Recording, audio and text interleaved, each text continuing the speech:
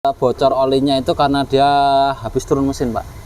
Ah, turun mesin bocor oli? Ya. Harusnya kan tidak bocor oli. Iya, harusnya gitu kan. Tang pistonnya kalah, bisa patah. Harus ada pengecekan ulang untuk kekencangan headnya, Pak. Soalnya makin lama dia kan makin kempes, Pak. Overheat sampai turun mesin nih. Ya. Kita harus cari dulu penyebab overheatnya itu apa. Double jadinya. Tadinya pengen murah malah jadi mahal. Assalamualaikum warahmatullahi wabarakatuh, Sobat Ahpedia. Selamat siang. Masih suasana pantai ya. Wih, ini kalau di sini enak nih, suasananya cerah. Jadi kalau mau jemuran nggak jauh-jauh dari sini, cuma paling sekitar setengah jam lagi sampai dah pantai, atau mau makan ikan panggang seger langsung ke GK Auto Service. Kalau di GK-nya nggak ada ikan panggang.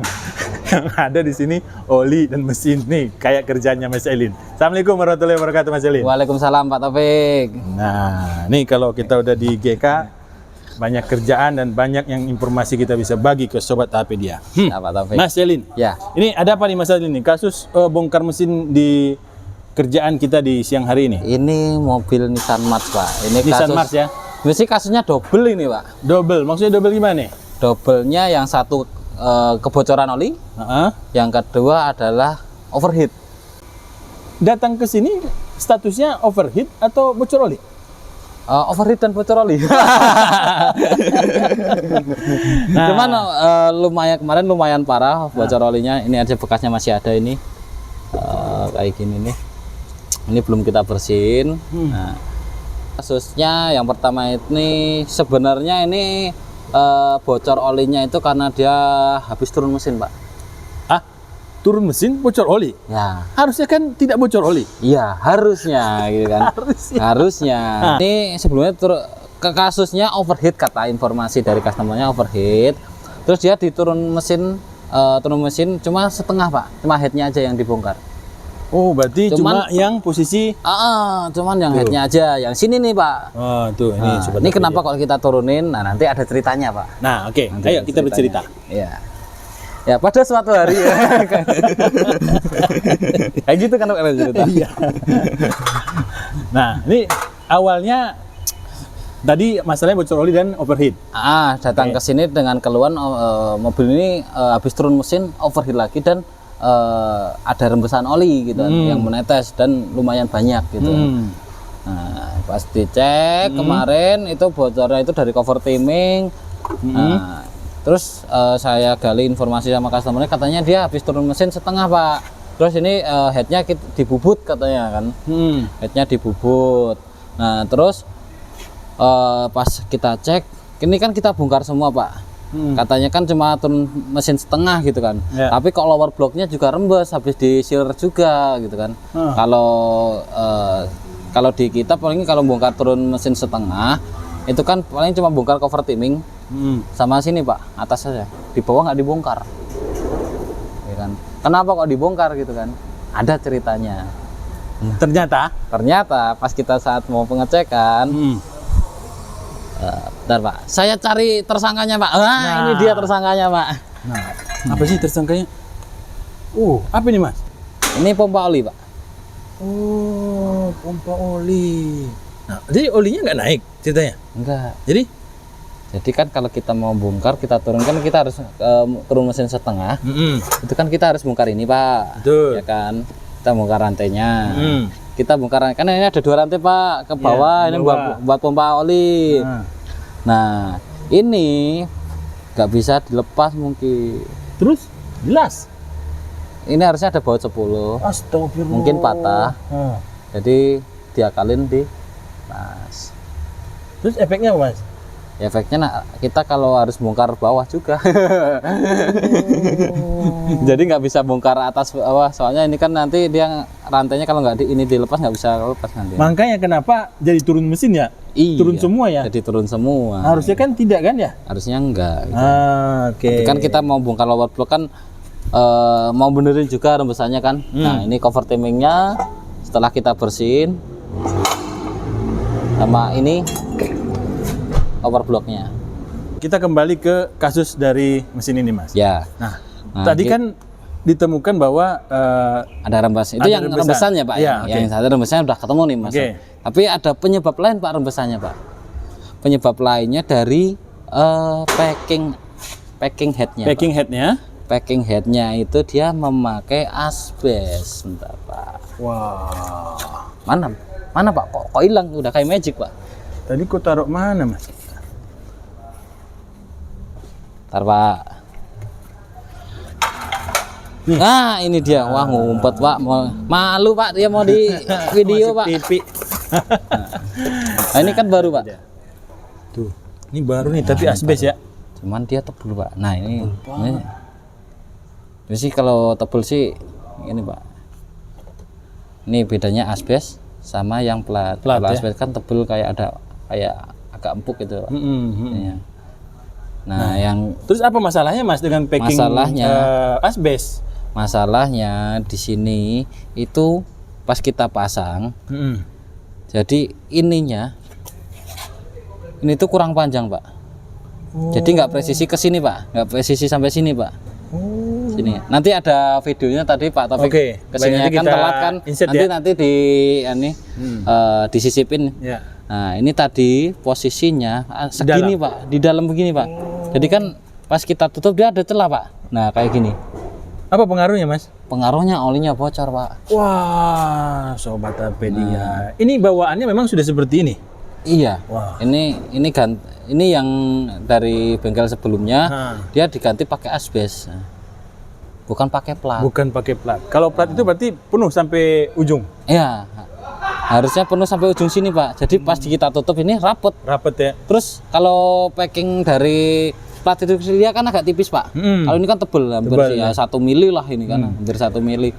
Jadi kalau ininya nggak nyampe segini nih, kita tutup. Semisal kita tutup, nanti kan ada celah Pak. Betul. Terus celahnya kan tinggi juga, jadi lubangnya agak gede. Itu kalau kita tuh pakai sealer juga ya nggak awet. Jadi Mungkin olinya itu keluar dari sana. Iya. Tuh sobat Apedia gimana ceritanya kalau kayak gini. Ya. Nah ngomong-ngomong, kenapa dia pakai yang tebalnya sampai 1 mili? Apakah terjadi Kalau asbes namanya? memang tebel Pak. Berarti ininya di kikisnya juga.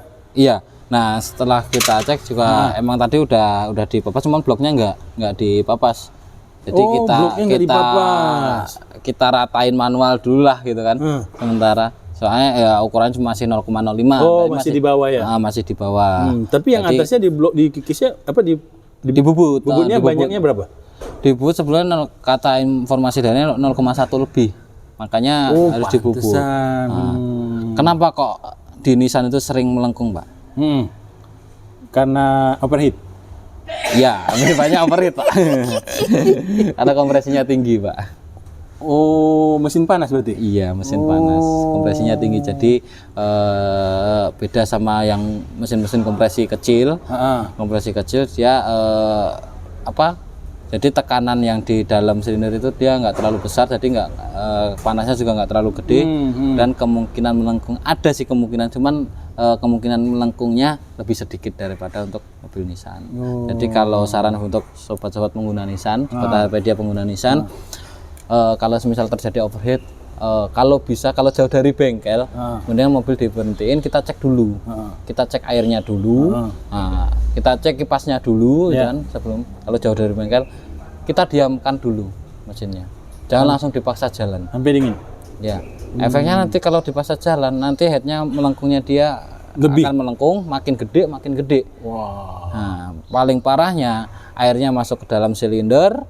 Dan terjadi water hammer. Kalau water hammer, air yang dikompresi itu kan jadi air Pak, bukan udara sama bahan bakar.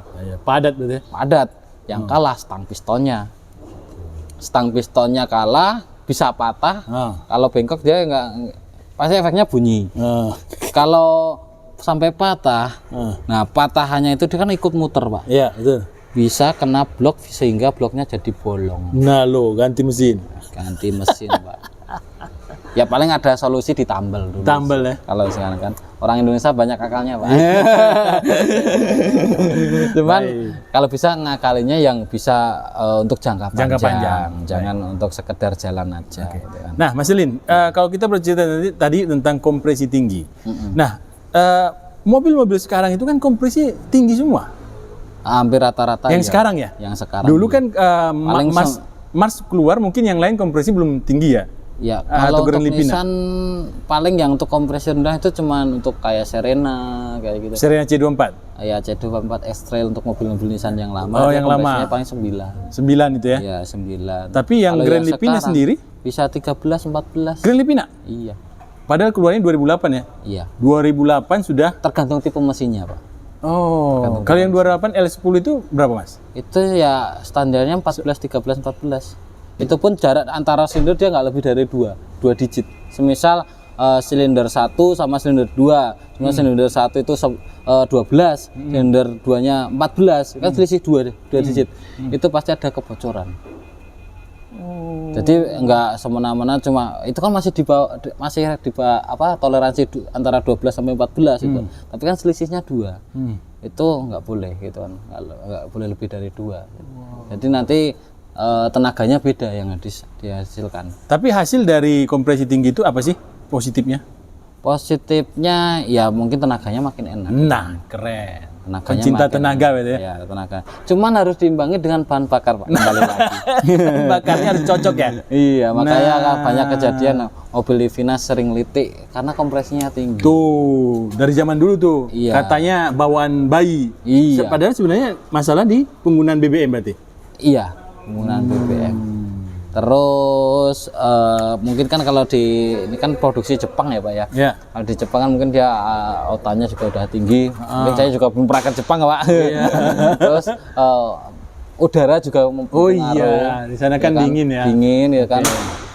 Soalnya kalau panas mesin juga semakin panas naik, kompresi juga naik, tekanan juga naik kan, Pak. Iya, panas semua ya. Iya, makanya cenderung mobil Nissan untuk kayak Sonata Livina mesinnya dia lebih panas daripada kalau ada yang bandingin sama Yang Avanza Toyota, gitu ya. Iya, contoh aja kayak Avanza gitu kan. Oke. Soalnya yang pertama dari kondisi mesin, dia kan kalau Avanza kan dia posisinya iya, beda. posisi beda ya, Dia depan kan ya. penggerak belakang. Jadi ruang mesinnya dia agak lega, pembuangan panasnya betul. lebih banyak gitu kan. Iya, iya, Kalau di Livina kan dia tipe penggerak depan. penuh jadi ya? Penuh gitu kan. Iya. Jadi pembuangan mesinnya pembuangan panasnya lebih sedikit. Oke, setuju. Baik. Nah, Mas Elin, kondisi seperti ini tadi kan sudah diganti dengan asbes pertama. Sekarang diganti dengan yang Yang asli. plat. Yang plat. aslinya, Pak. Asli, Pak. Pertanyaan Oh, saya. ada labelnya, Pak. Tuh, pertanyaan saya, Mas. Kan tadi tinggi lumayan banyak yang dibubut. Ya, Dengan kondisi plat yang sangat tipis, itu masih aman. masih aman, Pak. Kan ada batas bubutannya ada, Pak. Yang di head itu, Pak. Ada oke. ukurannya. Berarti ini masih posisi, Ya masih dalam batas wajar lah. jadi Kalau nggak perlu harus dibuat double. Nggak perlu. Oke. Nggak perlu. Jadi semisal kan ada batasnya. Semisal ini udah nggak bisa dibubut lagi, kita informasi ke customer ini udah nggak bisa dibubut lagi, harus ganti head. Nanti head. Ya. Kalau semisal dibubut lagi, resiko pertama timing lompat, otomatis dia makin turun, rantainya makin kendor, Iya betul. ya kan? Jadi resiko lompatnya ada. Oke. Yang kedua itu dari pasti tekanan kompresi dia makin naik.